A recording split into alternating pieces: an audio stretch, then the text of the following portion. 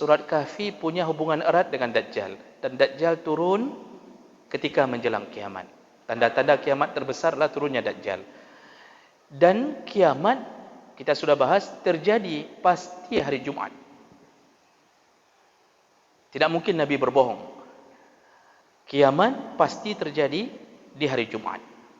Maka surat Kahfi disuruh dibaca di hari Jumaat. Ini salah satu persiapan menghadapi kiamat. Dan hubungan eratnya dengan Dajjal. Itu pertama. Yang kedua, kenapa Kahfi yang disuruh baca di malam Jumaat? Para ulama mensyarah. Ini tidak lepas daripada isi materi atau kandungan surat Al-Kahfi. Kalau kita baca surat Kahfi, kita pilih Kahfi itu punya empat permasalahan utama yang diutarakan dalam surat Kahfi. Yang pertama tentang Ashabul Kahfi, pemuda-pemuda yang bersembunyi dalam gua. Al-Kahf, Kahf itu gua. Nah, mereka kenapa lari? Menyelamatkan iman, menyelamatkan ketauhidan. Jadi mereka ini berdiam di gua karena dikejar untuk dibunuh, sedangkan mereka tidak mau keluar dari agama mereka. Jadi bicara masalah tauhid. Yang kedua, itu bicara tentang satu keluarga yang punya kebun, sanak saudara, itu punya kebun, terjadi pertentangan di antara mereka. Kebun itu biasanya ayahnya itu selalu memberikan sedekah dari hasil kebun. Tapi ketika ayahnya meninggal, ada di antara ahli keluarga tidak mau beri sedekah. Ada di antara mereka yang mengatakan, kita harus beri sedekah karena ini milik Allah. Tapi akhirnya bersikeras tidak mau diberikan sedekah oleh abang-abang yang lain.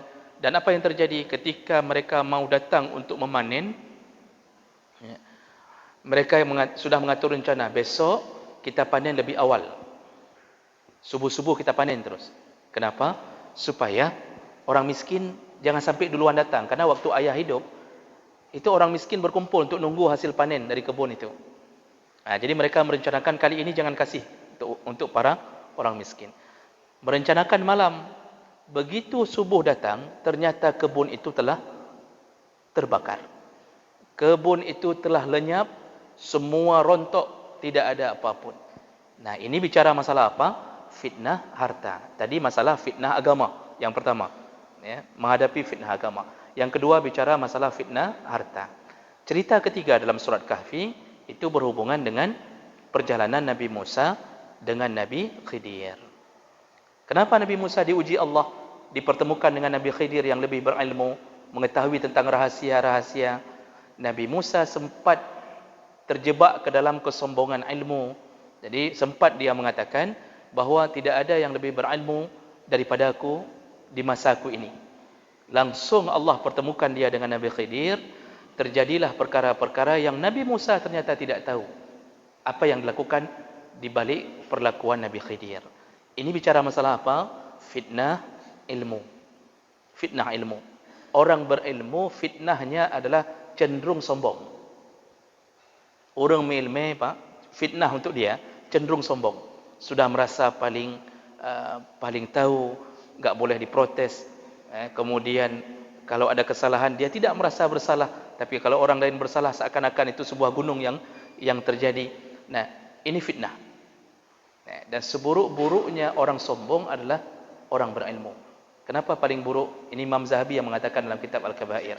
Karena seharusnya orang berilmu semakin berilmu semakin merunduk. Tapi ini semakin berilmu semakin tegak, menunjukkan bahawa ini adalah perbuatan terburuk bagi orang berilmu. Nah, itu jadi bicara masalah fitnah ilmu. Yang keempat, bicara masalah Nabi Zulkarnain yang membangun tembok untuk menghadang Ya'juj Ma'juj. Siapa Zulkarnain? Yaitu salah seorang raja terbesar sekaligus Nabi. Tapi ada yang mengatakan bukan Rasul, beliau Nabi. Raja terbesar di zamannya. Kalau orang barat menyebutnya Alexander the Great. Itu dibuat filem, Pak. Dia buat tembok yang menghadang Ya'juj Ma'juj. Hampir semua raja ketika berkuasa menzalimi. Hampir semua. Tapi Allah ingin berikan contoh, ada hambaku bernama Zulkarnain, keliling-keliling dunia, dia berkeliling untuk menyelamatkan siapapun yang dia temui. Termasuklah sekelompok orang yang meminta perlindungan dari fitnah Ya'jud Ma'jud. Maka Zulkarnain lah yang membantu mereka. Katanya, atuni zubaral hadid, berikan kepada aku besi, lalu kita panaskan tembaga, buat tembok dulu dengan besi, lalu siram dengan air tembaga. Maka tidak akan mampu dilobangi oleh siapapun. Wallahu alam tembok ini di mana, wallahu alam. Tidak ada yang mengetahui dengan pasti posisi tembok ini di mana berada. Ada yang mengatakan tembok Cina.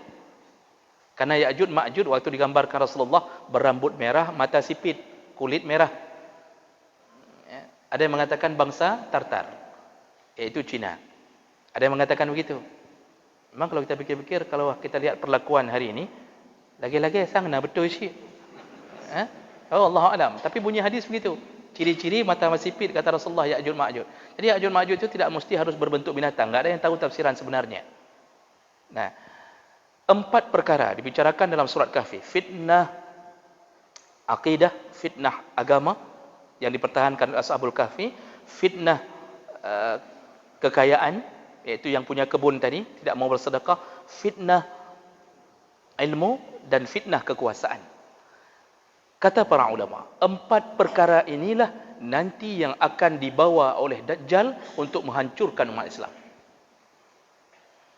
Jadi Dajjal turun akan menghancurkan umat Islam dengan 4 fitnah ini. Yang kaya diajak untuk tidak lagi mau memperhatikan orang miskin. Makin akhir zaman, makin tidak ada lagi orang yang memperhatikan orang miskin. Yang berkuasa, tidak ada lagi yang membela rakyat. Menghabis-habis, berhancur rakyat. Semuanya untuk rakyat naikkan, untuk pejabat naikkan, tapi gaji. Untuk rakyat harga barang. Maunya kan rakyat pun dibela, tapi tidak ada. Rakyat dizalimi. Makin akhir, makin banyak yang menzalimi rakyat. Fitnah ilmu, semakin akhir zaman ilmu dicabut oleh Allah. Rasa suka terhadap ilmu dicabut. Orang punya ilmu sedikit, sombongnya minta ampun. Ilmu sedikit, pintar bicara. Maka Rasulullah dalam satu hadis menyebutkan yang muncul di akhir zaman adalah para penceramah. Tapi bukan para orang-orang yang berilmu. Jadi tuntut ilmu enggak mau. Tapi Masya Allah seakan-akan ketika ceramah adalah paling ahli. Nah, jadi fitnah ini dibawa. Dibawa oleh Dajjal agar hancur semua umat. Disitulah hubungannya kenapa surat Kahfi diulang-ulang di malam Jumaat. Agar kita bertahan untuk tidak jatuh ke dalam 4 fitnah ini. Nah, itu yang disyarah oleh orang. Kenapa Rasulullah menyuruh membaca surat Kahfi. Jadi kalau begitu Bapak melakukan Allah dan Ibu melakukan Allah, malam Jumaat, kalau yang sudah biasa baca Yasin, silahkan lanjutkan. Tapi sekali-sekali selingilah dengan Kahfi.